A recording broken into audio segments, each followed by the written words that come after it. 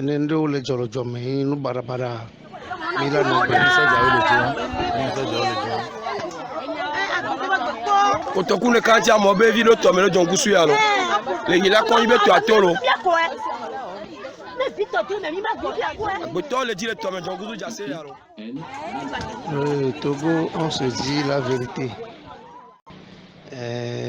Nende ole jolo jome no barabara mila no bre mila no dénoncer. Mais pas de cas de vie qu'on se roda mieux. Et pas photo. Bénin, Togo vie. Et pla drava poids lourd car permis. Un peu civil. De Kajaï. Un peu Joshua.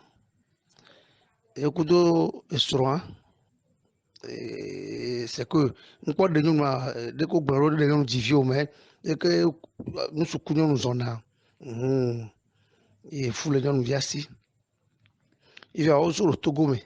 aussi le Bénin mais Togo mais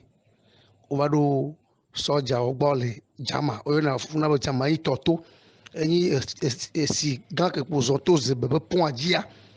et nous on va encore c'est bon il a quand dit mais John Marina to abatu ba afile le funu ne be jama ito to so jolo na fun ba etro de kaja ku sura ba le eto ne be ebe kashi de kaja ba obe kashi na be so be ngorbe etro de kaja be so kashi na be le so mi franc ba le baba yi kaja ba o mi franc ko ba gar pon le siore nya o ku le don ebe zun de kaja et de kaja zumbe no ba guime no cualquier soja ya va lo ju pro do de kaja o de kaja lo donya kaka de kaja ba fo de kaja puju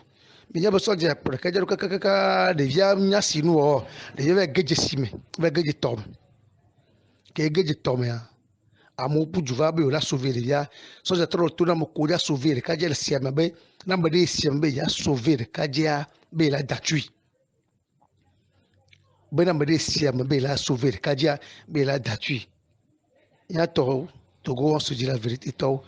ndo le jole Togo yare ndo le joare ne kola yo mu joare mi ma grand le juya so ja ko mi anto mi so le ba gaton na vudo na kodan obe ni sécurité le premier du yo de no dia o nyamea ba pujuka jesime obe amayibe la sauver obe na me ya be la datui ya to mi nya ba de kadia ekua de kadia ku Outroya, si bébé midi ne ken gbere kaje va sita do matin ça va dire si aba kon pe ba va jago le beneme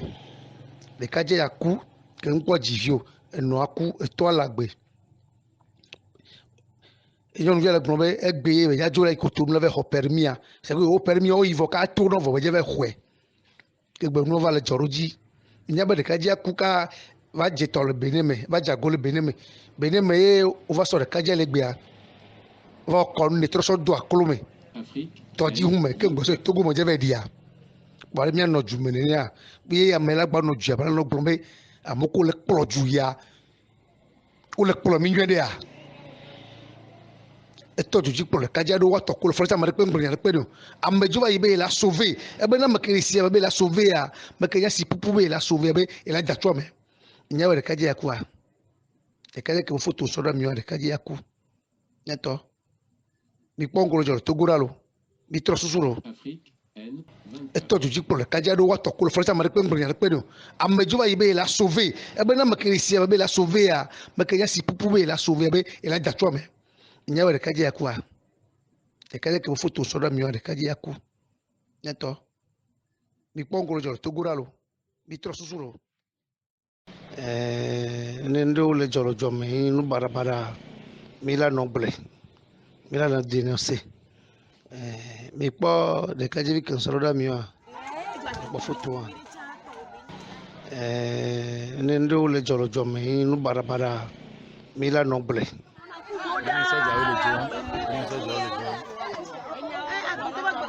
Kotoku ne kanti amo be video to me lo jongusu ya lo. Le hila kon ibe to atolo. Boto le dire to me jongusu jase ya lo. Le kajiaku otroya sigbebe miji ne kengbe le kajia va sita. Le matin ça va dire si aba konpe. Ba va jago le beneme. Le kajiaku ke nko jivio eno aku eto alagbe. Et nous vient le globé egbe be ya jola ikoto mle ve ho permia c'est que o permis o ivo ka to no vo be ve hwe ke gbe no va le joroji nya be de ka dia kuka va je to le beneme va jago le beneme e o va so de ka dia le gbe a va ko ne tro so do aklome to ji hu me ke gbe so to go mo je be dia ba mi no ju mene ya bi ya me la gba no ju ya ba no globé amoko le plo ju ya o le plo mi nwe de ya eto juji pour le kadia do wato ko le forza mare pe mbri le pe do amejo va yibe la sauver e be na makrisi be la sauver a makanya si pupu be la sauver be e la datwa me nya we le kadia yakwa e kadia ke photo so da mi le kadia yaku neto mi pongolo jo to guralo npo de nyuma de ko gboro de nyum divio me e ke nu sukunyo nu zona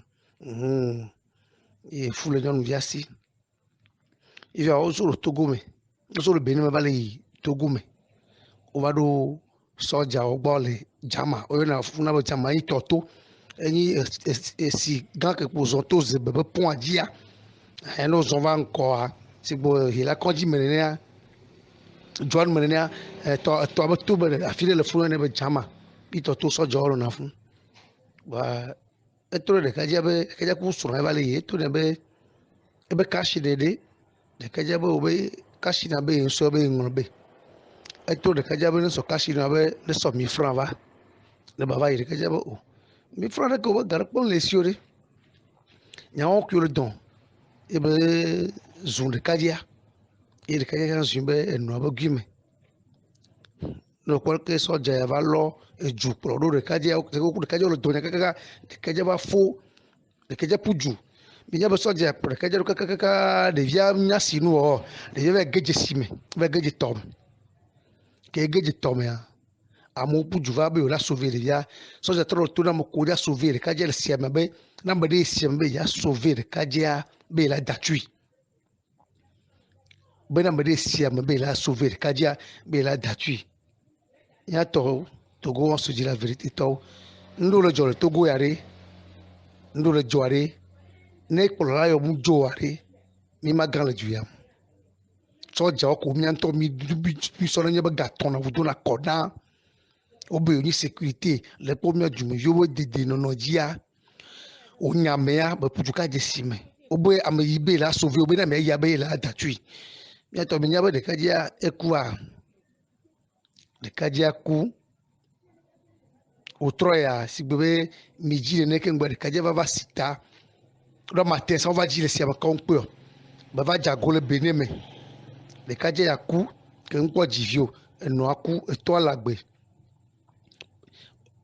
et nous vient le globé egbe be ya jola ikoto mle ve ho permia c'est que o permis o ivo ka to no vo be ve hwe ke gbe no va le joroji nya be de kaje yaku ka va je to le beneme va jago le beneme e o va so de kaje le gbe a va ko ne tro so do aklome to ji hu me ke gbe so to go mo je be dia ba mi no ju mene ya bi ya me la gba no ju ya ba no glombe amoko le plo ju ya o le plo mi nwe de ya eto juji pour le kadia do wato ko le forza mare pe mbri le pe do amejo va yibe la sauver e be na makrisi be la sauver a makanya si pupu be la sauver be e la datwa me nya we kadia kwa e kadia ke photo so da mi de kadia ku neto mi pongolo jo to guralo mi tro susuro Kotoku ne kanti amo be video to me lo jongusu ya lo le hila kon ibe to atolo boto le dire to me jongusu jase ya lo